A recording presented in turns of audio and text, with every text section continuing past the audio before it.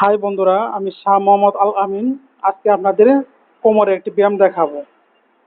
এই একটি মাত্র ব্যায়াম সঠিকভাবে করলে আপনার কোমরের ব্যথা চিরতরে ভালো হয়ে যাবে। তাহলে আমরা কথা না বাড়িয়ে ব্যায়ামটি শুরু করি। প্রথমে এভাবে হাত পা ছড়িয়ে লম্বা লম্বা শুইতে হবে। তারপরে একটি পা উপর দিকে তুলতে হবে।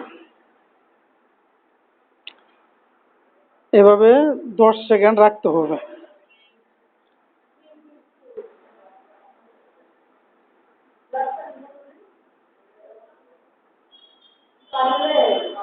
মনে করলাম 10 সেকেন্ড হয়ে গেছে, এখন অপর পাউটি তুলতে হবে।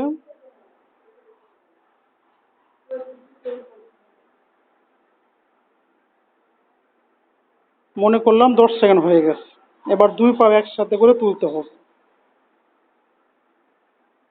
এভাবে রাখাটা অনেক কষ্টকর হয়ে যায়।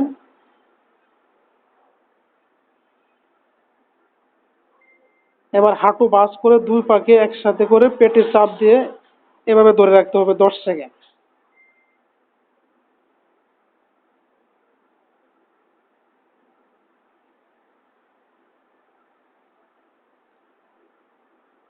এই ব্যায়ামটা দৈনিক 3 বার করতে পারলে কোমর ব্যথা সেরে যাবে। প্রতিবার 10 থেকে 15 বার এই ব্যায়ামটি করলে কোমরের ব্যথা অনেকাংশে ভালো হয়ে যাবে। তো ভিডিওটি ভালো লাগলে অবশ্যই লাইক, শেয়ার, কমেন্ট করতে ভুলবেন না।